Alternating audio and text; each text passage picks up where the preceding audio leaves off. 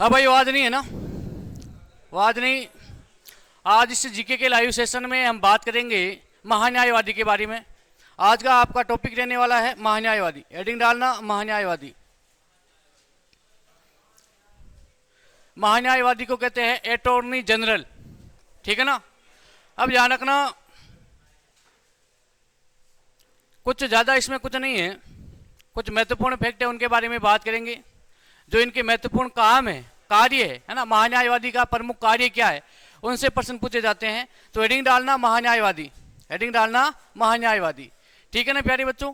अब ध्यान रखना, महान्यायवादी का उल्लेख संविधान के किस अनुच्छेद में, संविधान के किस अनुच्छेद में, ध्यान रखना। तो आपसे पूछ ले तो अनुच्छेद है 76, अनुच्छेद है 76, आर्टिकल 76 में महान्यायवादी पद का उल्लेख है, ठीक है ना। महान्यायवादी पद का उल्लेख है, ध्यान रखना। मैं आपसे पूछ लूं भाग तो संविधान के भाग नंबर है, भाग नंबर 5 में किसका उल्लेख है, महान्यायवादी पद का उल्लेख। आपको पता है कि हमारी संघ की सरकार को हमने 3 भागों में बांटा था। संघ सरकार को कितने भागों में बांटा था? 3, कार्यपालिका, व्यवस्थापिका और न्यायपालिका, ठीक है ना। महान्यायवादी किसका सदस्य है, ध्यान रखना, महान्यायवादी कार्यपालिका का सदस्य है, कार्यपालिका का सदस्य होता है, ध्यान रखना, ठीक है ना। महान्यायवादी संघ सरकार की जो कार्यपालिका होती है उसका क्या होता है, सदस्य होता है, ठीक है ना। उसके बाद में बात करें तो महान्यायवादी का पद होता है, ये क्यों होता है, क्योंकि महान्यायवादी सरकार का, ध्यान रखना, सरकार का, है ना, सरकार का प्रमुख कानूनी परामर्शदाता या सलाहकार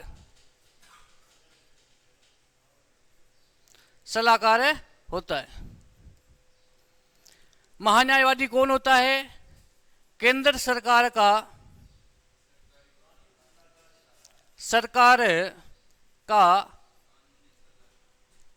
का विधि अधिकारी होता है। क्या होता है? विधि अधिकारी, विधि अधिकारी, ठीक है ना। सीधा प्रश्न पूछा जाएगा, विधि का मतलब क्या है? विधि का मतलब है कानून, ठीक है ना। विधि अधिकारी होता है और विधि का मतलब है कानून, ठीक है ना। आपसे पूछ ले कि संघ सरकार का विधि का मतलब है कानून, कानूनी अधिकारी कौन होता है? महान्यायवादी होता है, ठीक है ना। सीधे प्रश्न आएंगे, ज्यादा इसमें कुछ नहीं है। महान्यायवादी, इस महान्यायवादी को अंग्रेजी में कहते हैं भाई अटॉर्नी जनरल। भारतीय संविधान के आर्टिकल, है ना, 76 में इस पद का उल्लेख है और भाग नंबर ध्यान रखना 5। महान्यायवादी हमारी संघ सरकार की जो कार्यपालिका है, संघ सरकार की जो कार्यपालिका है उसका क्या होता है? सदस्य होता है, ध्यान रखना। कार्यपालिका का क्या होता है? सदस्य होता है। संघ सरकार का विधि अधिकारी या कानूनी अधिकारी कौन होता है? महान्यायवादी, ठीक है ना। सीधा प्रश्न आएगा और आपसे पूछ रहे कि संघ सरकार को प्रमुख कानूनी सलाह कौन देता है? कौन देता है? महान्यायवादी। अब मेरी बात सुनो, समझना। अभी एक वर्तमान में एक संविधान में संशोधन किया गया है, वर्तमान में संविधान में संशोधन किया गया। और किस संविधान में संशोधन किया गया, उस कानून का नाम क्या है ना? वक्फ बोर्ड, ठीक है ना। वक्फ बोर्ड है। इस कानून में क्या किया गया है? इस कानून में संशोधन किया गया है। और ये वक्फ बोर्ड कानून किससे संबंधित है? मुसलमान से संबंधित है। अब ध्यान रखना, मुसलमानों ने इसका विरोध किया, सभी मुसलमानों ने नहीं, जो ध्यान रखना धर्म के नाम पे जो राजनीति कर रहे हैं उन लोगों ने क्या किया था? इस कानून का विरोध किया था। अब ध्यान रखना, इस कानून के खिलाफ, हमारी संघ सरकार के खिलाफ, ध्यान रखना, जो कुछ मुसलमानों के संगठन थे, कुछ मुसलमानों के संगठन है, या जैसे कि आम आदमी पार्टी है ना, कांग्रेस पार्टी है, इन्होंने ध्यान रखना इस बिल को चुनौती दी थी। यहाँ पे न्यायपालिका में, न्यायपालिका यानी हमारे सर्वोच्चतम न्यायालय में ध्यान रखना इस बिल को क्या दी गई? चुनौती दी गई, ठीक है ना, कि भाई ये अवैध रूप से इसमें संशोधन किया गया है।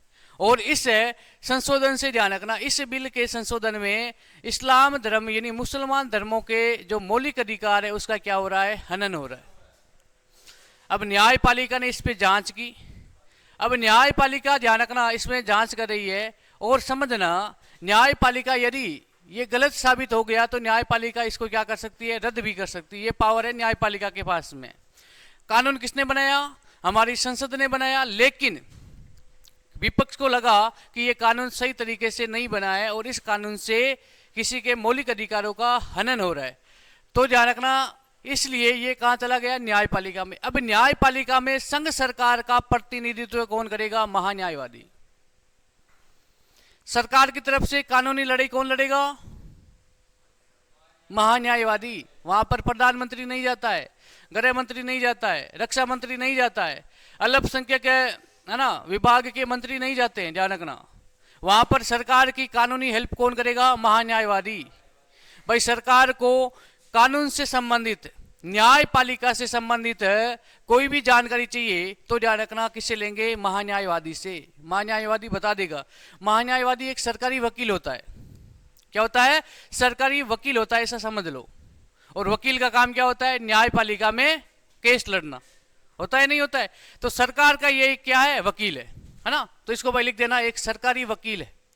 सरकार का वकील क्या है, सरकार का वकील। आपसे पूछ ले कि सरकार का वकील कौन होता है, महान्यायवादी।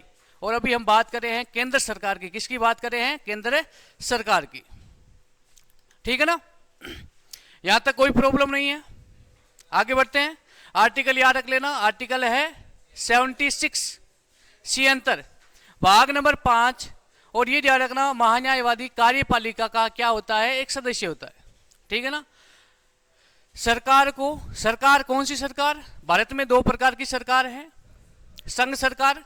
संघ सरकार का सरकारी वकील कौन होता है, महान्यायवादी। और मैं आपसे पूछ लूं कि राज्य सरकार का सरकारी वकील कौन होता है, राज्य सरकार का। राज्य सरकार का आपसे पूछ ले कि सरकारी वकील कौन होता है, तो ध्यान रखना, महाधिवक्ता। महाधिवक्ता ध्यान रखना प्यारे बच्चों, ये महाधिवक्ता तो होता है राज्य सरकार का सरकारी वकील, लेकिन महान्यायवादी, महान्यायवादी किसका होता है, केंद्र सरकार का। ठीक है ना। तो ये बात आपको याद रखनी है। ध्यान रखना, कानून से संबंधित कोई भी परामर्श लेनी हो केंद्र सरकार से तो किससे लेगी, बस इतने से पूरी बात क्लियर हो गई। पद का उल्लेख आर्टिकल 76 भाग 5। आज इतने उदास क्यों, लाइट गई, लेकिन भारत ने, ध्यान रखना, डेट याद कर लेना, ये करंट का प्रश्न बन गया भाई आपके, है ना। भारत ने, हाँ महाधिवक्ता भाई, भारत ने एक ऑपरेशन, है ना, जैसे सर्जिकल स्ट्राइक था वैसे ही पाकिस्तान पे एक सर्जिकल स्ट्राइक किया है, उसका नाम है सिंदूर। सैन्य एक अभियान किया है आतंकवादियों के खिलाफ है, उसका नाम क्या है, सिंदूर। डेट याद कर लेना, डेट क्या है उसमें, डेट ध्यान रखना, आज कितनी तारीख है, 7। तो ध्यान रखना 6 तारीख को मध्य रात्रि को, अभी कंफर्म नहीं है 6 तारीख मानी जाएगी या 7 तारीख की, तो ध्यान रखना 7 है ना। तो मैं बता रहा हूं भाई, है ना, क्योंकि मध्य रात्रि को ये हमला हुआ है ना। भारत ने स्ट्राइक किया है, किसके खिलाफ है, आतंकवादियों के खिलाफ। भारत का कोई औचित्य नहीं है कि जो पाकिस्तान के जो, है ना, आम इंसान है उनको कुछ नुकसान हो, लेकिन आतंकवादियों के लगभग 7 ठिकाने थे। वहां पर कहते हैं कि लगभग 150 आतंकवादी, कितने आतंकवादी, 150 आतंकवादी उस कैंपों में रहते थे। उनको क्या देते थे, ट्रेनिंग दी जाती थी कि भाई भारत में जाकर के ऐसे क्या करेंगे, हमला करेंगे। तो उन आतंकवादियों को मार गिराया, और भारत के जितने भी, है ना, जो योद्धा थे ना, वो सभी वापस के आ गए, सुरक्षित आ गए। ठीक है ना। ये भारत ने एक सफल अभियान किया है जिसका नाम है सिंदूर,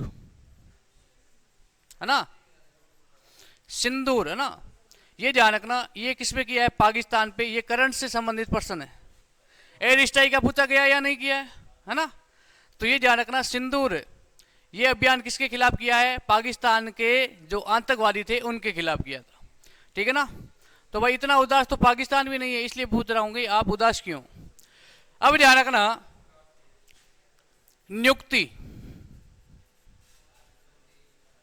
नियुक्ति, ठीक है ना। आपसे पूछ ले कि महान्यायवादी की नियुक्ति कौन करता है, ध्यान रखना कौन करता है, राष्ट्रपति। कौन करता है, राष्ट्रपति। ध्यान रखना, केंद्रीय मंत्रिमंडल की सलाह से, केंद्रीय मंत्रिमंडल, केंद्रीय मंत्रिमंडल की सलाह से,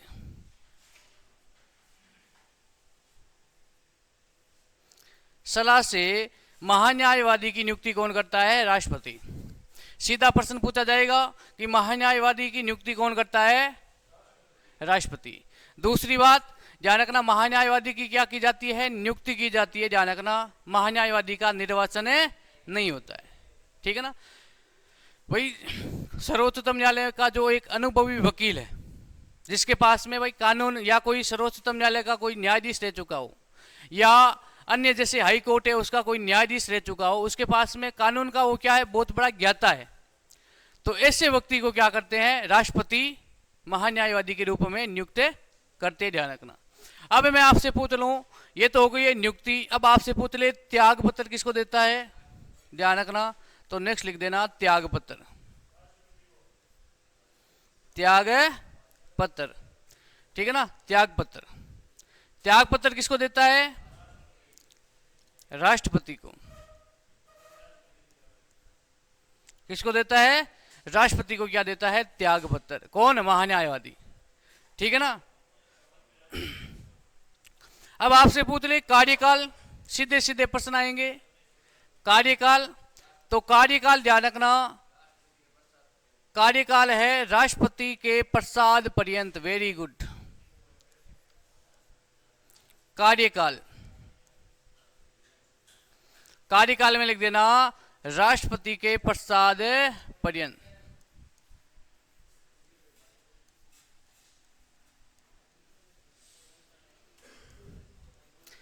राष्ट्रपति के पश्चात पर्यंत ये पद पे बना रहेगा, ठीक है ना। राष्ट्रपति चाहेगा तो इसे पद से कभी भी हटा सकता है, ठीक है ना, नहीं तो राष्ट्रपति के पश्चात पर्यंत रहेगा। और आपको पता है कि राष्ट्रपति का कार्यकाल कितना होता है, 5 वर्ष, ठीक है ना। यदि राष्ट्रपति चेंज हो गया तो महान्यायवादी अपने आप ही क्या हो जाएगा, चेंज हो जाएगा, ठीक है ना। तो ये बात आपको याद रखनी है। शपथ हो गई है, नियुक्ति हो गई है, कार्यकाल हो गया, ध्यान रखना। अब नेक्स्ट बात करें योग्यता, ठीक है ना। नेक्स्ट बात करें योग्यता के बारे में, तो योग्यता में हेडिंग डालना योग्यता। किसकी योग्यता, योग्यता, ठीक है ना। योग्यता में ध्यान रखना, योग्यता में सर्वोच्चतम न्यायालय, है ना, सर्वोच्चतम न्यायालय, सर्वोच्चतम न्यायालय के मुख्य न्यायाधीश के समान। अब कुछ बच्चे ऐसे भी है जिनको नहीं पता है कि सर्वोच्चतम न्यायालय के मुख्य न्यायाधीश की योग्यता क्या है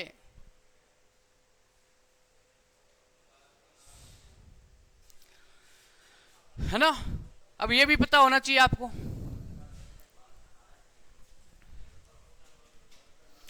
मेरी बात सुनो, क्या आपको पता है कि सर्वोच्चतम न्यायालय के मुख्य न्यायाधीश की नियुक्ति कौन करता है।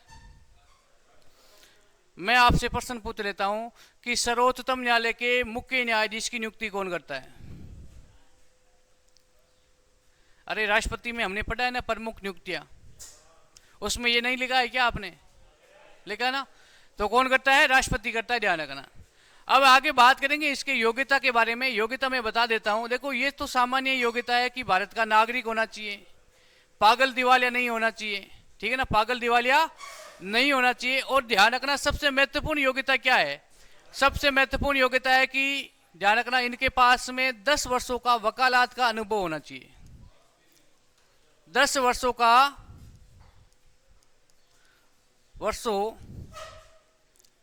का ध्यान रखना, वर्षों का वकालत का अनुभव होना चाहिए। अरे ये तो सामान्य है भाई, भारत का नागरिक होना चाहिए, सबको पता है। लेकिन सबसे महत्वपूर्ण क्या है, 10 वर्षों का वकालत का अनुभव होना चाहिए, यानी 10 वर्षों तक उन्होंने एक सरकारी वकील के रूप में क्या किया हो, काम किया हो। ठीक है ना। ये 10 वर्षों का वकालत का अनुभव ध्यान रखना सर्वोच्चतम न्यायालय या हाई कोर्ट में होना चाहिए, ध्यान रखना। ऐसा नहीं है कि कोई जिला न्यायालय वहां पे 10 साल इन्होंने वकालत की, नहीं, सर्वोच्चतम न्यायालय या हाई कोर्ट में सरकारी वकील के रूप में 10 वर्षों तक क्या किए, वकालत। ठीक है ना, कानूनी ध्यान रखना, वकालत की है, ध्यान रखना। और यह ध्यान रखना, दूसरी शर्त क्या है, दूसरी शर्त प्यारे साथियों ये है कि या तो 5 वर्षों तक, ध्यान रखना 5 वर्षों तक उच्च न्यायालय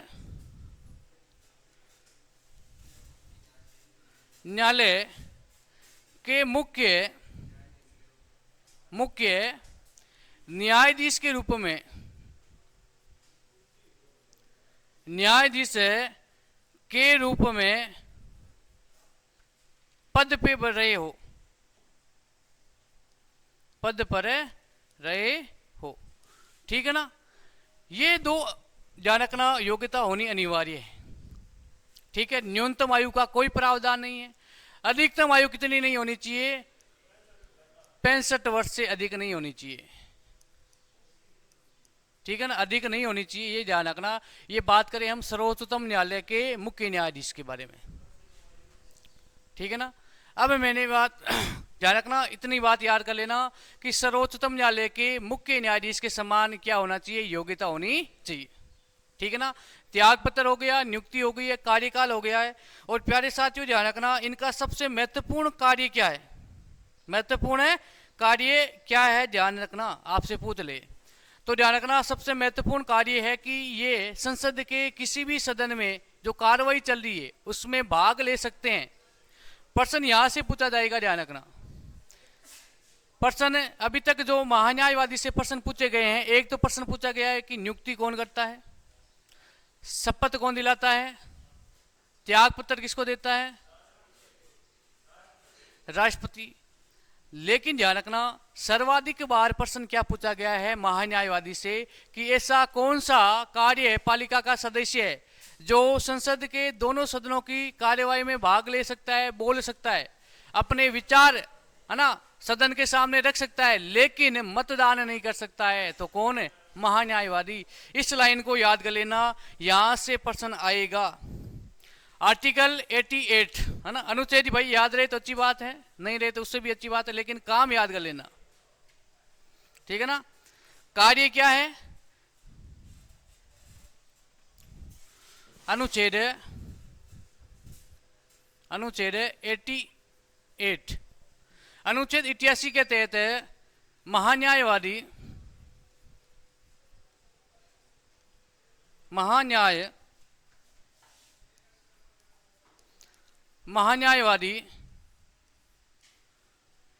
संसद के दोनों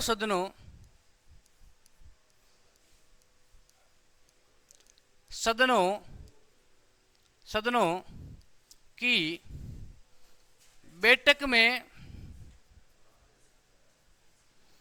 या कार्यवाही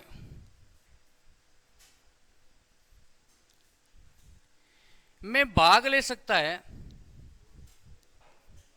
भाग ले सकता है, भाषण दे सकता है, भाषण का मतलब है बोल सकता है, दे सकता है,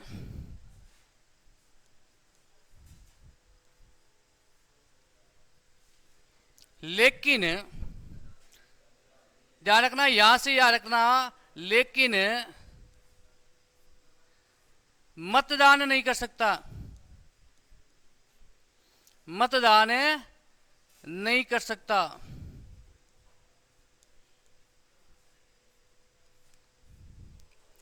ये प्रश्न कई बार पूछा गया, कई बार, बार बार प्रश्न ये पूछा गया, ध्यान रखना, सर्वाधिक बार प्रश्न ये पूछा गया। बाकी चीजें सब आपको याद है, बाकी चीजें सब आपको याद है कि प्रश्न क्या पूछ रहे कि भाई महान्यायवादी की नियुक्ति कौन करता है, कार्यकाल या त्यागपत्र, ठीक है ना, योग्यता। लेकिन प्रश्न क्या पूछा जाएगा, यहां से प्रश्न पूछा जाएगा, इसको वेरी वेरी इंपोर्टेंट करके इसको लिख लेना, ठीक है ना। अभी तक जो वर्तमान में प्रश्न पूछे जा रहे हैं महान्यायवादी से, ये प्रश्न पूछे जा रहे हैं। ऐसा कौन सा सदस्य है जो संसद के भाई सदनों की कार्यवाही में भाग ले सकता है, बोल सकता है, अपने विचार रख सकता है, महान्यायवादी विचार रख सकता है, लेकिन मतदान नहीं दे सकता है। ध्यान रखना, कोई कानून है, कोई कानून है, उस कानून पे ध्यान रखना, दोनों सदनों की बैठक चल रही है। मान लो इससे वफक बोर्ड पे हम बात कर लेते हैं, वफक बोर्ड के बिल के ऊपर बात कर लेते हैं। संसद में इसमें बैठकें हुई या नहीं हुई है ना, दोनों सदनों से ये पारित हुआ या नहीं हुआ है। अरे पीछे भाई बात मत कर, मैं बाद में प्रश्न पूछूंगा, आप बीच में मेरी सुनो बात है, रोकना टोकना 5-10 मिनट आपके खराब हो रहे फालतू में, है ना। अनुशासित तरीके से, है ना, ईमानदारी से मेहनत करो। अभी आपके पास में टाइम बहुत कम बचा है, एक एक चीज को समझने की कोशिश करो। भाई जो चीज आप पढ़ रहे हो उसमें से प्रश्न आपका गलत नहीं होना चाहिए, ठीक है ना। कोई चीज समझ में नहीं आ रही है ना, आप 50 बार पूछो, आपका अधिकार है, पूछते आप हो नहीं। एग्जाम की दृष्टि से जो हमारा टॉपिक चल रहा है उससे संबंधित यदि आपको प्रॉब्लम हो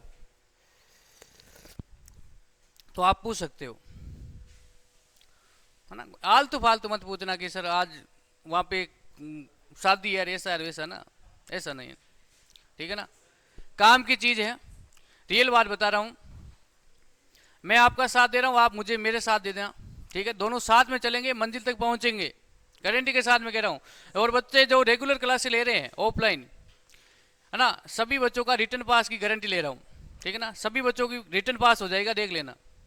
ये माँ सरस्वती का आशीर्वाद, ऐसा ही समझो आप, ठीक है ना। घबराने की आवश्यकता नहीं है। जो आप यहाँ पे टेस्ट दे रहे हो ना, यहाँ पे आप जो टेस्ट दे रहे हो उसी पैटर्न के आधार पे आपका जो एग्जाम होगा, और जो टेस्ट में आपके नंबर आ रहे हैं उसी आधार पे वहां पे नंबर आएंगे। टेस्ट में तो इसको ठीक बन रहा है ना आपका, है बिना नकल, ठीक है ना। तो बच्चों वाद नहीं भैया ना। अब नेक्स्ट बात करें तो भारत के प्रथम महान्यायवादी कौन थे, तो लिखना भारत के पहले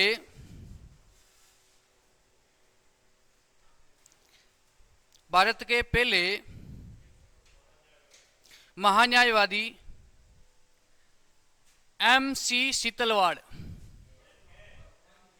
है ना, MC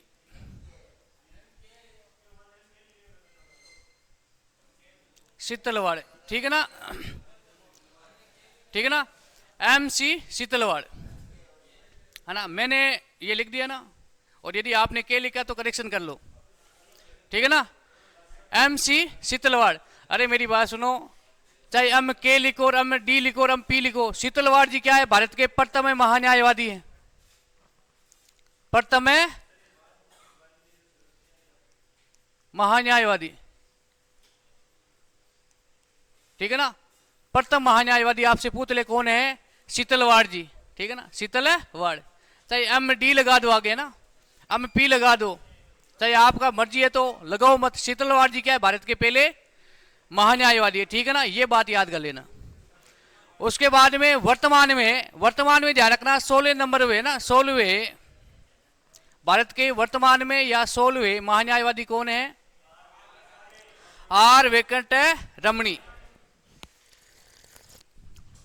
लिखना वर्तमान में या 16वें, ध्यान रखना ये संख्या याद कर लेना। वर्तमान में 16वें, ध्यान रखना 16वें महान्यायवादी क्या नाम है, R वेंकट रमणी, R वेंकट रमणी,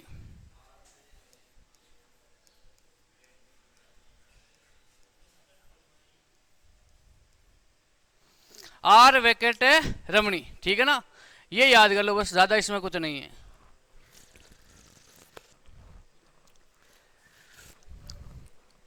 ये पद से कब से है ध्यान रखना, 2022 से ध्यान रखना, 2022 से वर्तमान तक, वर्तमान में महान्यायवादी कौन है, आर वैकेंट रमणी। प्रथम कौन थे, शीतलवाड़ जी, और वर्तमान में कौन है ना, वैकेंट रमणी, ठीक है ना। इसी के साथ में ये महान्यायवादी टॉपिक क्या हो गया आपका, समाप्त हो गया, ठीक है ना। नेक्स्ट हेडिंग डालना भारत की संसद, हेडिंग क्या डालोगे, संसद, हेडिंग डालना भारत की संसद, ठीक है ना। अब प्यारे साथियों, भारत की संसद का उल्लेख है, ध्यान रखना हमारे संविधान के अनुच्छेद के बारे में बात करें तो आर्टिकल 79 है ना, 79, ठीक है ना, आर्टिकल 79 अनुच्छेद में ध्यान रखना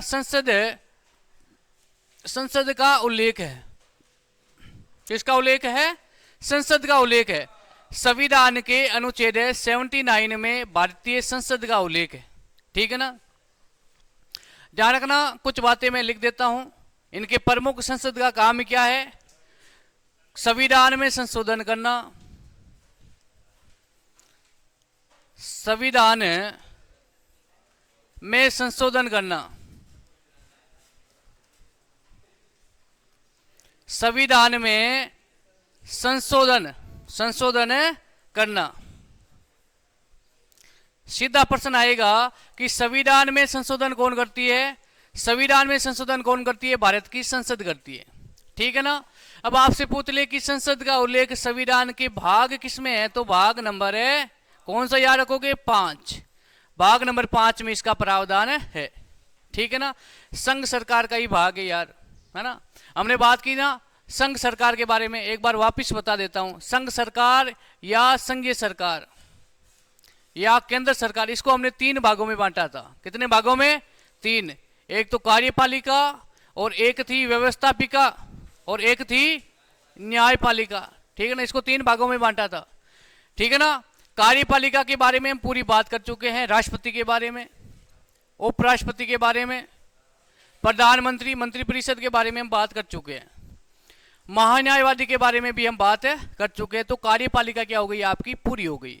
अब बात करेंगे व्यवस्थापिका, व्यवस्थापिका का मतलब है कानून बनाना, और कानून कौन बनाती है, संसद, कौन बनाती है, भारत की संसद, और ये आज का टॉपिक है आपके सामने, जो हमारे केंद्र सरकार की जो व्यवस्थापिका है उसमें कौन शामिल होती है, भारत की संसद शामिल होती है। और संसद का प्रमुख काम क्या है, तो संसद का प्रमुख काम क्या है, संविधान में क्या करना, संशोधन करना।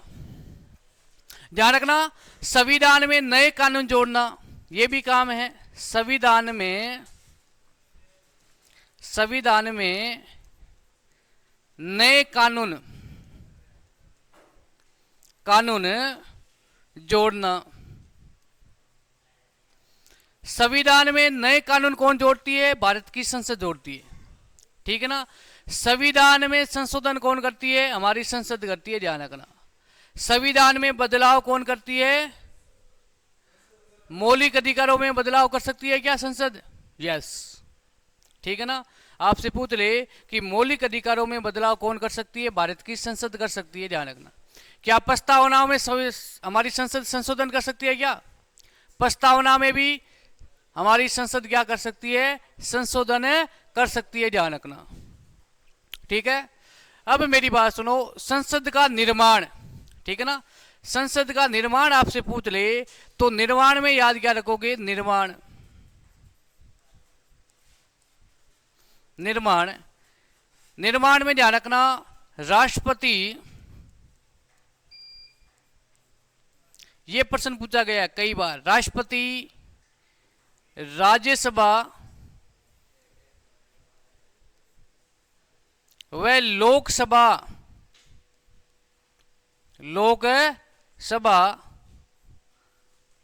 से मिलकर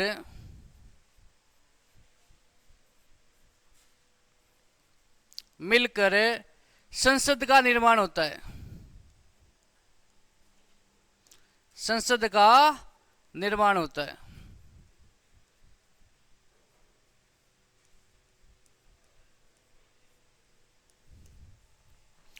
ठीक है ना।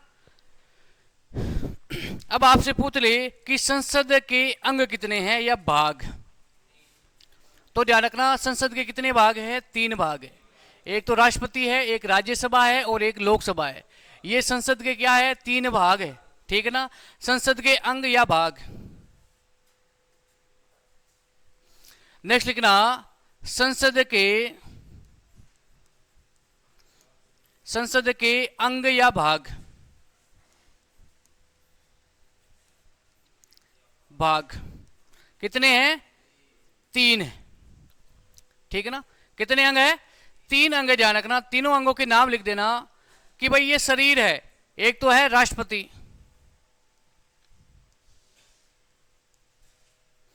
राष्ट्रपति, एक है राज्यसभा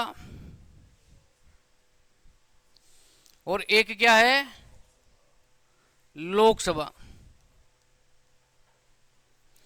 ठीक है ना।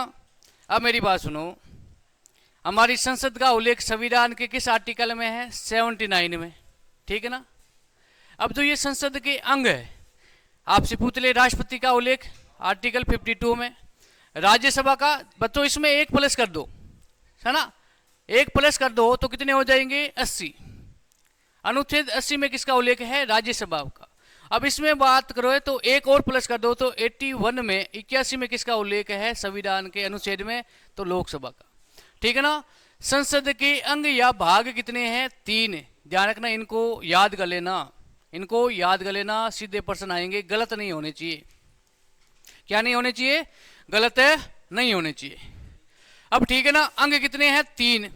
अब आपसे पूछ ले कि संसद के सदन कितने हैं। ठीक है ना, अंग हो गए। अब आपसे पूछ ले कि संसद के सदन कितने हैं, संसद के सदन कितने हैं।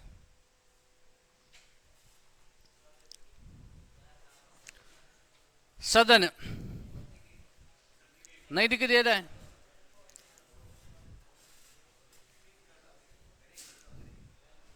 है ना। ध्यान रखना संसद के सदन, ये दिखाई दे रहा ना, संसद के सदन। ठीक है ना। संख्या पूछ ले तो संख्या कितनी है, 2। ठीक है ना। संसद के सदन कितने हैं, 2। अंग कितने हैं, 3। ठीक है ना। प्रश्न सीधा पूछा जाएगा कि निम्नलिखित में से कौन भारत की संसद के सदन के, भाई भारत की संसद के अंग या भाग में शामिल है या शामिल नहीं है। सीधा प्रश्न आएगा यहां से, निम्नलिखित में से कौन भारत की संसद के अभिन्न अंग का भाग है या नहीं है, अभिन्न अंग का भाग है या नहीं है। अब 3 ऑप्शन ये हो गए और उसके बाद में ऑप्शन क्या हो जाएगा, उपराष्ट्रपति। यह प्रश्न पूछा जाएगा कि भारत की संसद के निम्नलिखित में से कौन अभिन्न अंग में शामिल है, प्रधानमंत्री, मंत्रिपरिषद, राष्ट्रपति, उपराष्ट्रपति और राज्यपाल। तो कौन होगा, राष्ट्रपति। ठीक है ना। राष्ट्रपति कार्यपालिका का भी सदस्य होता है और व्यवस्थापिका का भी क्या होता है, अंग होता है। ध्यान रखना। ठीक है ना। अब 2 सदन है, ध्यान रखना। सदन की संख्या याद कर लेना कितनी है, 2। अंग कितने हैं, 3। इसमें कंफ्यूज मत होना। सदन कितने हैं, 2। अंग कितने हैं, 3। अब ध्यान रखना, एक तो है राज्यसभा, राज्यसभा, और एक क्या है, लोकसभा। क्या है, लोकसभा। ठीक है ना। संसद के सदन कितने हैं, 2। राज्यसभा का उल्लेख संविधान के किस आर्टिकल में है, तो देखो मेरी बात सुनो, मैं बार बार अनुच्छेद इसलिए लिख रहा हूं कि याद हो जाएंगे। संसद का उल्लेख है अनुच्छेद 79, राज्यसभा का उल्लेख है अनुच्छेद 80 और लोकसभा का है 81। अरे 86 नहीं, 81, 81। ठीक है ना। तो ये ध्यान रखना आपको। आपसे प्रश्न पूछ ले कि संसद के अंग कितने, सीधा पूछ ले तो 3। अंगों के नाम याद कर लेना, अंग या भाग। ठीक है ना। अंग पूछा जा सकता है या भाग पूछा जा सकता है, प्रश्न की लैंग्वेज को समझना है। ठीक है ना। उसके बाद में पूछ ले सदन, तो सदन कितने हैं, और मैं आपसे पूछ लूं कि भारत की संसद के है ना। भारत की संसद के कितने सदन हैं? 2। इनमें से स्थायी सदन कौन सा है? राज्यसभा। और अस्थायी सदन कौन सा है? लोकसभा। ठीक है ना। अब प्यारे बच्चों एक एक बात करेंगे इस सदन के बारे में ना। किसके बारे में बात करेंगे? सदन के बारे में। ठीक है ना। तो नेक्स्ट हेडिंग डालना राज्यसभा। ठीक है ना। ज्यादा इसमें अब कुछ नहीं है। राज्यसभा के सदस्यों की योग्यता, कार्यकाल, भाई इनका चुनाव कैसे होता है, इनको शपथ कौन दिलाते? अरे भाई आवाज मत कर, एक तो ऊपर से लाइट नहीं है ना, पढ़ने की नीयत नहीं है क्या? ठीक है ना। नेक्स्ट हेडिंग डालना राज्यसभा।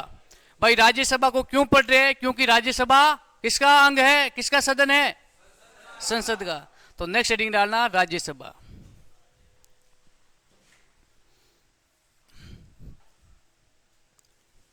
राज्य सभा। ठीक है ना। राज्यसभा।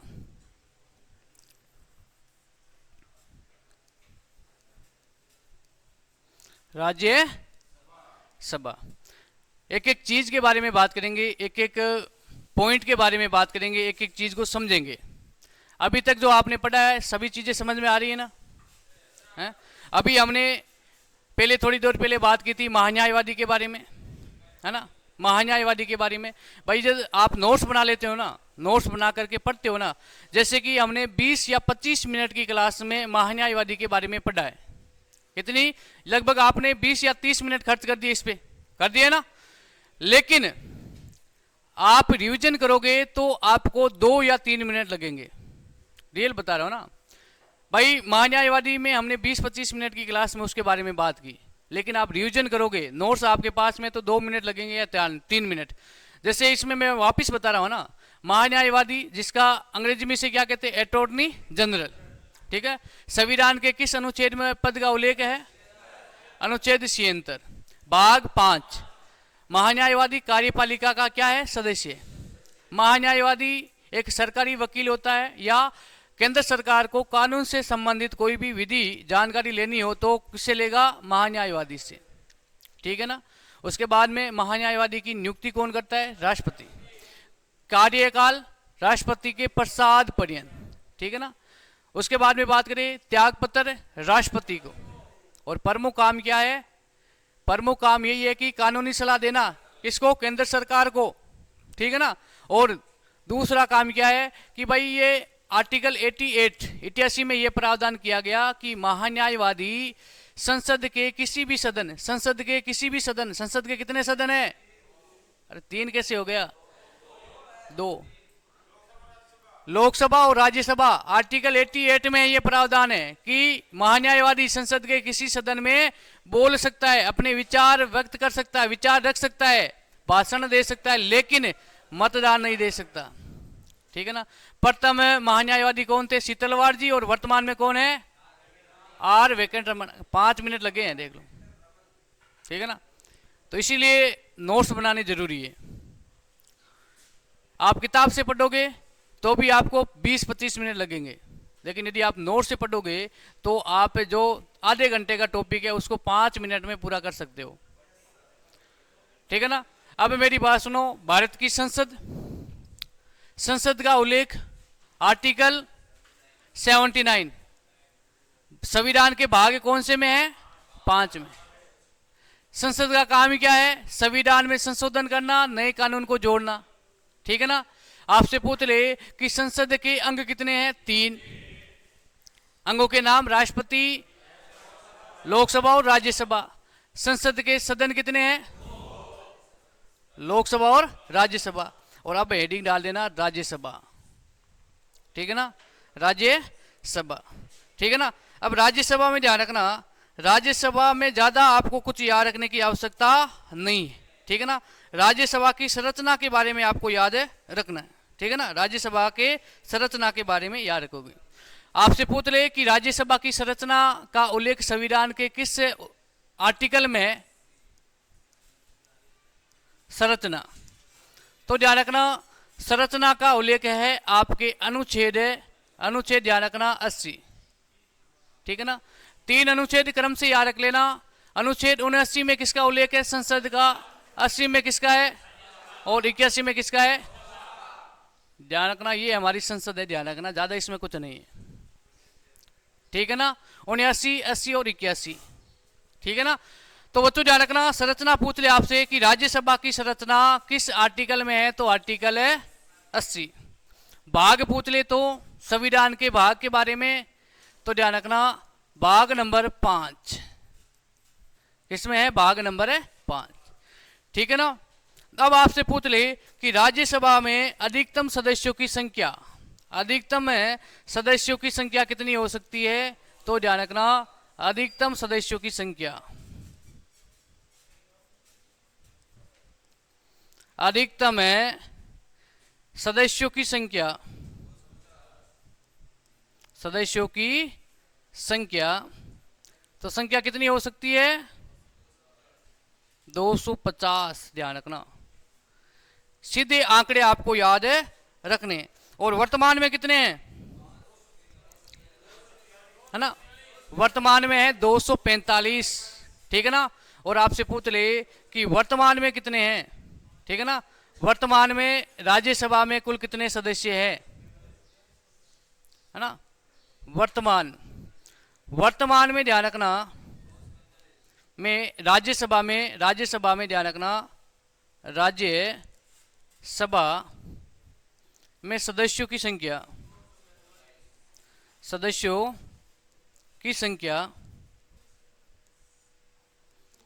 कितनी है? ध्यान रखना 245, वेरी गुड, ठीक है ना, सब बच्चे होशियार है भाई, है ना। 245, 245, दोनों आंकड़े याद रखने। प्रश्नों की लैंग्वेज को समझना है। आपसे पूछ ले कि राज्यसभा में सदस्यों की संख्या अधिकतम कितनी हो सकती है, लेकिन वर्तमान में कितनी है, कितने कम है? 5 कम है। अब मुझे बताओ, ये राज्यसभा के 245 सदस्य है, 245 सदस्य है, ये अलग अलग राज्य से निर्वाचित होकर के आते हैं, ठीक है ना, अलग अलग राज्य से। तो हमने अनुसूचियां पढ़ी थी, संविधान की प्रमुख अनुसूचियां, तो उसमें ध्यान रखना किस अनुसूची में राज्यसभा के सदस्यों के प्रतिनिधित्व का उल्लेख है, तो अनुसूची 4, है ना। अनुसूची 4 में भाई कि किस राज्य से कितने राज्यसभा के सदस्य निर्वाचित होंगे, तो ये प्रावधान किस अनुसूची में है, ध्यान रखना। तो एक नोट लगा के लिख देना वापिस है, नोट राज्यसभा की सीटों का आवंटन या प्रतिनिधित्व, पहले इसके बारे में लिखा चुका हूं लेकिन वापिस लिखा रहा हूं, राज्यसभा के सीटों का आवंटन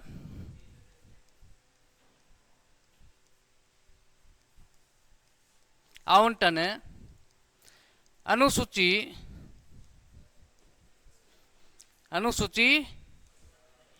4 में, इसमें अनुसूची 4 में, ठीक है ना। मैं आपसे पूछ लेता हूं कि भाई लोकसभा के सदस्यों का प्रतिनिधित्व या लोकसभा के सदस्यों की सीटों का आवंटन किस अनुच्छेद में है या किस अनुसूची में, कोई बता सकता है क्या? लोकसभा के सदस्यों का प्रतिनिधित्व है या सीटों का आवंटन संविधान के किस अनुच्छेद में?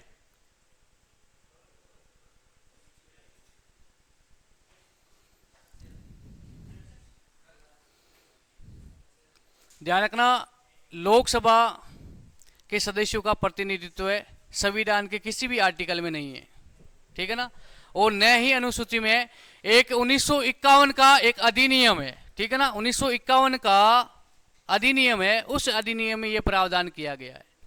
भारतीय निर्वाचन अधिनियम है 1951, है ना, भारतीय निर्वाचन अधिनियम 1951 का अधिनियम है, उसमें ध्यान रखना लोकसभा के सदस्यों के प्रतिनिधित्व का उल्लेख है। लेकिन अनुसूची 4 में किसका है? राज्यसभा के सदस्यों का आवंटन, ठीक है ना। अब ध्यान रखना, बात करें तो कुछ बेसिक बातें कर लेते हैं। पहले बात कर लेते हैं अधिकतम सदस्यों के बारे में और उसके बाद में बात करेंगे वर्तमान सदस्यों के बारे में, ठीक है ना। आपसे पूछ ले कि भाई राज्यसभा में अधिकतम सदस्यों की संख्या कितनी हो सकती है ना, अधिकतम सदस्य, राज्यसभा में अधिकतम सदस्यों की संख्या,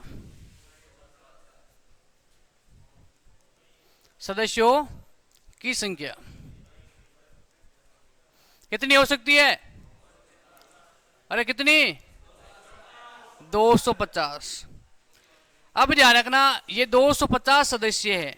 कितने? 250 सदस्य है। इसका हम क्या करेंगे? विभाजन करेंगे। क्या करेंगे? इसका विभाजन करेंगे कि भाई केंद्र शासित प्रदेश से कितने हैं, मनोनीत सदस्य कितने हैं और निर्वाचित सदस्य कितने हैं। ठीक है ना? इसको अलग अलग भागों में विभाजित करेंगे। ठीक है ना? ठीक है ना?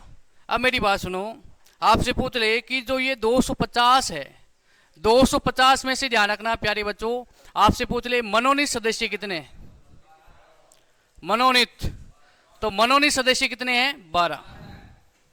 और मनोनीत कौन करता है, इसके बारे में बात करेंगे आगे। लेकिन 250 में से 12 सदस्य क्या किए जाएंगे? मनोनीत किए जाएंगे। ध्यान रखना।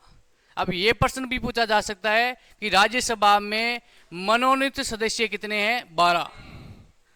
अब निर्वाचित, ध्यान रखना, आपसे पूछा जा सकता है कि राज्यसभा में वर्तमान में अधिकतम है, वर्तमान में अधिकतम है कितने सदस्य निर्वाचित हो सकते हैं? तो 250 में से 12 माइनस करो, पीछे कितने बचेंगे? कितने? 238 सदस्य क्या होंगे? सदस्य निर्वाचित। ठीक है ना? 233 सदस्य क्या होंगे? निर्वाचित। 238। ठीक है ना? अधिकतम सदस्य कितने हो सकते हैं? 250। उसमें से 12 सदस्य क्या होंगे? और निर्वाचित कितने हो सकते हैं? 238। अब ध्यान रखना 238 है। अब इसमें से आपसे पूछ ले, इसमें ये अनुसूची 4 में प्रावधान किया गया है कि इसमें से ध्यान रखना केंद्र शासित प्रदेश और राज्य से पूछ ले आपसे, है ना? केंद्र शासित प्रदेश और राज्यों से, तो ध्यान रखना राज्यों से कितने सदस्य निर्वाचित होंगे? राज्यों से कितने होंगे? 230 सदस्य। ध्यान रखना। और पीछे कितने बच गए? है ना? यूटी, यूटी मतलब केंद्र शासित प्रदेश, और केंद्र शासित प्रदेश से कितने सदस्य निर्वाचित होंगे? 8। ठीक है ना? ठीक है ना? यहां तक कोई प्रॉब्लम नहीं है? कोई प्रॉब्लम नहीं। आगे बढ़ते हैं क्या? ठीक है भाई, ये वर्तमान स्थिति के बारे में हम नहीं बात करें, हम बात कर रहे हैं राज्यसभा में अधिकतम सदस्यों की संख्या कितनी हो सकती है? कितनी हो सकती है? 250। अब यदि 250 सदस्य है तो उसमें से निर्वाचित सदस्य कितने हो सकते हैं? 238। प्रश्न क्या पूछा जाएगा? प्रश्न को समझ लो। प्रश्न पूछा जाएगा कि राज्यसभा में अधिकतम सदस्यों की संख्या कितनी हो सकती है? अब आपसे पूछा जा सकता है कि 250 में से निर्वाचित सदस्य कितने हो सकते हैं? 238। मनोनीत कितने होंगे? भाई अधिकतम में भी 12 सदस्य मनोनीत हो सकते हैं और मनोनीत होंगे, और वर्तमान में 245 है, उसमें भी 12 सदस्य क्या है? मनोनीत है। अब फिर बात करें 238 में से, ध्यान रखना ये भी प्रश्न पूछा जा सकता है कि किस राज्यों से कितने होंगे और केंद्र शासित प्रदेशों से। तो राज्यों से कितने सदस्य निर्वाचित होंगे? कितने होंगे? 230 सदस्य निर्वाचित होंगे। और यूटी से कितने होंगे? 8। यहां तक कोई प्रॉब्लम नहीं है। संख्या याद कर लेना। ठीक है ना? संख्या याद कर लेना। अब ये 12 सदस्य, भाई आवाज नहीं है ना? 12 सदस्य कौन मनोनीत करता है? राष्ट्रपति करता है। ध्यान रखना आर्टिकल 80 के तहत, ध्यान रखना अनुच्छेद 80 के तहत है, राष्ट्रपति राज्यसभा में 12 सदस्यों को मनोनीत करेगा 4 क्षेत्रों में। बात करेंगे आगे इसके बारे में ना। 4 क्षेत्र कौन कौन से हैं? कौन बताएगा? कला, विज्ञान, है ना? कला, विज्ञान, सना, सामाजिक और वाणिज्य। ध्यान रखना ये 4 क्षेत्र है। सामाजिक क्षेत्र है, कला क्षेत्र है, विज्ञान क्षेत्र है और वाणिज्य क्षेत्र। ध्यान रखना ये 4 क्षेत्र है। इन क्षेत्रों में ध्यान रखना राष्ट्रपति 12 सदस्यों को मनोनीत करता है। भाई इन चीजों को समझोगे तो मनोनीत है, समझ में आ जाएगा। और यदि नहीं समझोगे कि भाई क्लास कैसे चल रही है, ऐसा नहीं वैसा ना, तो कुछ समझ में नहीं आएगा, सब वाणिज्य और कला एक ही है ना।